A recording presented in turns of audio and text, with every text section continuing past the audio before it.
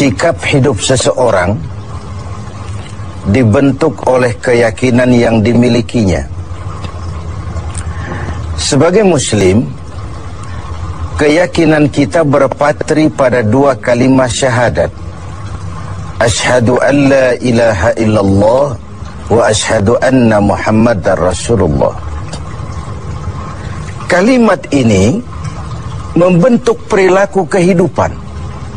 Itulah ikrar yang kita ucapkan. Artinya, pada saat kita berkata asyhadu an la ilaha illallah, saya bersaksi tidak ada Tuhan selain Allah, kita sudah melaksanakan sebuah ikrar. Kalau saya yakin tidak ada Tuhan selain Allah, itu berarti saya tidak akan pernah takut kecuali hanya kepada Allah. Saya tidak akan pernah menggantungkan hidup kecuali hanya kepada Allah. Saya tidak akan melarikan persoalan kecuali hanya kepada Allah. Saya tidak akan minta tolong kecuali hanya kepada Allah. Saya tidak akan minta rezeki kecuali hanya kepada Allah. Berurat dan berakar itu di dalam hati, membentuk kepribadian dan mewarnai seluruh langkah kehidupan kita. Di zaman kita fasih betul mengucap dua kalimat syahadat. Tahlil pun lancar. Tetapi konsekuensi dari kalimat itu sering kita abaikan. Apalagi kita sedang berhadapan dengan zaman yang serba sulit seperti sekarang ini. Ekonomi yang belum pulih, lapangan kerja susah, pengangguran banyak, biaya hidup tinggi. Orang mudah mengalami proses pergeseran nilai. Sholatnya masih menghadap Allah, tapi kepengen dagangan laris menghadap dukun. Dicampurlah itu, iyyaka na'budu wa dukun nasta'in. Ini kan sudah gaya hidup yang sinkrit. Nah, puasa melahirkan keikhlasan. Kenapa? Karena ibadah ini seperti kita pernah bicarakan tanpa sugesti. Mungkin kalau kita sholat masih berharap dilihat orang. Kita membayar zakat, kita bersedekah masih berharap dilihat orang. Tapi dengan puasa hanya kita dan Allah saja. Ini harusnya melahirkan gaya hidup keikhlasan. Bahwa kalau kita sudah berbuat, yang penting kita dan Allah saja. Mau dipuji orang atau tidak, mau didengar orang atau tidak, mau dilihat orang atau tidak, yang penting saya sebagai pelaksana sebuah ibadah dan Allah sebagai tempat tujuan kenapa ibadah ini saya laksanakan. Karena itu, pada jumpa kita sore ini, kita akan bicara tentang ikhlas dalam menghadapi kehidupan ini. Sebab bukan saja hanya sholat kita harus ikhlas, puasa harus ikhlas, zakat harus ikhlas. Menjalani hidup ini pun kita harus dengan penuh keikhlasan.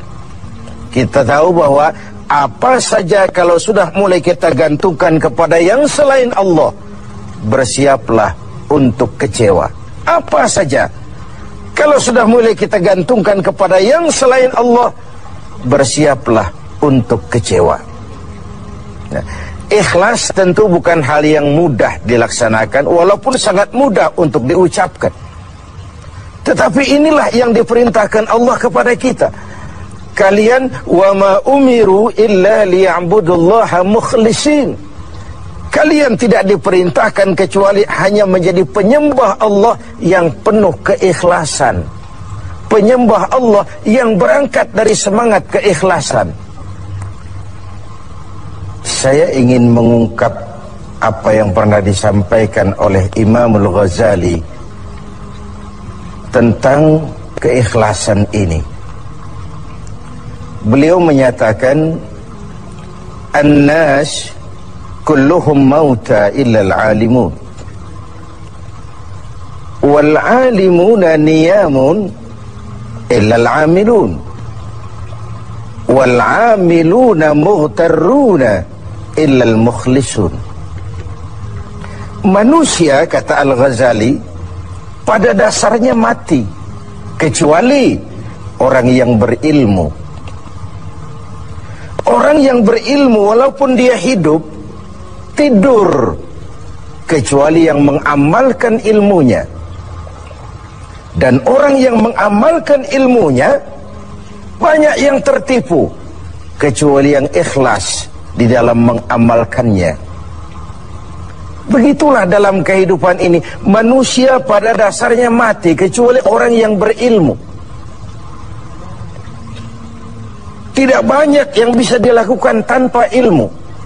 Ilmulah yang membuat manusia itu hidup, bergerak, berbuat, berkembang, tumbuh menjadi lebih maju. Ilmu dalam sebuah ungkapan lama membuat hidup jadi mudah. Seni membuat hidup jadi indah.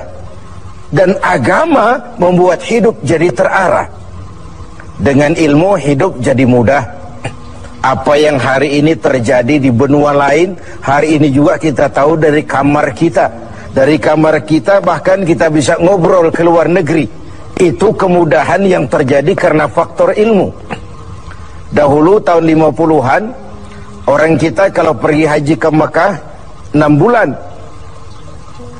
Kita sudah lupa dia baru pulang 6 bulan. Yang ada cuma kapal laut, sementara Mekah Madinah unta. Sekarang orang berhaji cukup 1 bulan. Kemajuan ilmu yang menciptakan Boeing memotong waktu 5 bulan. Ruang dan waktu sudah bukan masalah. Manusia mati kecuali yang berilmu.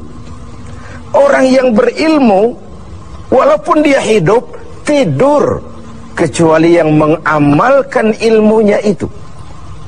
Nah, orang yang mengamalkan ilmunya, banyak yang tertipu. Merasa sudah banyak karyanya, sudah banyak ibadahnya, sudah banyak kebaikannya. Mereka banyak yang tertipu, illal mukhlisun, kecuali yang ikhlas di dalam mengamalkan ilmunya itu. Ikhlas itu, itulah roh dari amal yang kita kerjakan.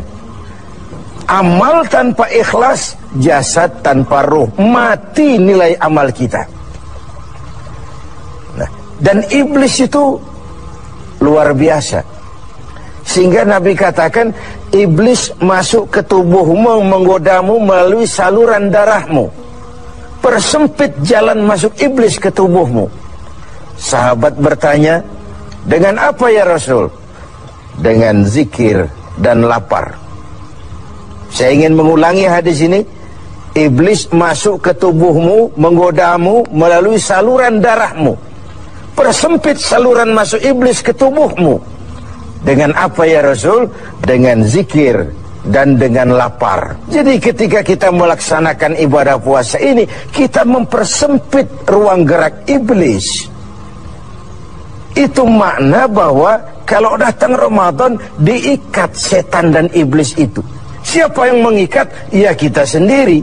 Dengan apa? Dengan ibadah puasa. Kita ikat dia, tidak berkutik, memperturutkan hawa nafsu sebagai kendaraan utama si iblis tadi. Jadi kembali kepada soalnya, keikhlasan. Itulah nilai dari amal kita. Nah, iblis datang kepada setiap orang dengan bendera yang tidak sama. Iblis datang kepada orang kaya dengan bawa bendera bakhil. Iblis datang kepada penguasa dengan membawa bendera kezaliman. Iblis datang kepada para kiai dengan membawa bendera hasud, iri hati, dengki. Iblis datang kepada orang kaya dengan membawa bendera pelit, bin bakhil alias kikir. Strateginya berbeda, bergantung kepada yang didatanginya. Nah, kalau itu tidak terkena, ditanamkannya lah perasaan bangga. Amalmu sudah banyak, kebaikanmu sudah banyak. Dihilangkanlah keikhlasan kita. Karena itu hadirin dan pemirsa, saya ingin menyampaikan sebuah potret tentang ikhlas ini. Dulu ada cerita, kiai punya santri 2 orang. Satu namanya si Ali, satu namanya si Umar. Satu hari si Ali pergi ke kebun, nyabut singkong. Singkong tercabut, Ali melihat, ini singkong bagus sekali. Kalau dihadiahkan kepada Pak Kiai, senang hati beliau. Tabarukan, cari berkah. Berangkat ke rumah Kiai, bawa singkong. Sampai di rumah Kiai, Assalamualaikum Pak Kiai. Waalaikumsalam. Ada apa? Dari kebun Pak Kiai, saya jabut singkong, bagus sekali. Saya ingat sama Kiai, doakan saya Kiai. Oh, bawa masuk ke dapur, Li. Ali masuk ke dapur taruh singkong. Kiai bilang sama istrinya, Bu, Ali ini jauh-jauh datang kemari, hadiahkan kita singkong ini. Pulang kita kasih apa dia? Kata istrinya Kiai, Bang, ada seekor kambing di belakang, hadiah pengusaha temporary sama kita. Daripada di sini tidak ada yang merawat, kan lebih baik dikasihkan si Ali. Siapa tahu dia pelihara berkembang biak jadi banyak nantinya. Jadilah itu.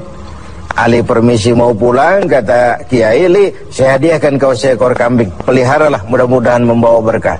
Terima kasih Pak Yai. Pulanglah Ali dengan kambing seekor ini. Di jalan pulang ketemu temannya si Umar. Dari mana kau, Li? Dari rumah Kiai Mar. Itu kambing dikasih sama Kiai. Kenapa kamu dikasih kambing? Enggak tahu, saya datang cuman bawa singkong ke rumah Kiai, pulang dikasih kambing. Si Umar nih otak dagangnya jalan. Kalau Ali saja bawa singkong dikasih kambing, bagaimana kalau saya bawa duren? Jadi mampirlah si Umar ke pasar beli duren 3 buah, dibawalah ke rumah Kiai. Kiai, Assalamualaikum. Ada apa, Mar? Duren Kiai, ikhlas karena Allah, ikhlas. Kiai, silakan. Oh, bawa masuk ke dapur, Mar. Umar taruh singkong taruh duren di dapur. Kiai bilang lagi sama istrinya, Bu, Umar ini datang bawa duren lebih banyak dari yang dibawa si Ali. Kita kasih apa dia pulang? Kata istrinya Kiai, Abang nih kambing seekor pun sudah dikasih Ali, Bang. Sudah nggak ada apa-apa lagi di rumah. Gitu ya? Iya. Jadi macam mana? Kata istrinya Kiai, begini sajalah, Bang. Ali tadi kan datang bawa singkong. Lalu Umar nih daripada pulang tangan kosong, sudah singkong Ali saja kasihin si Umar. Begitu. Iyalah. Ya jadilah.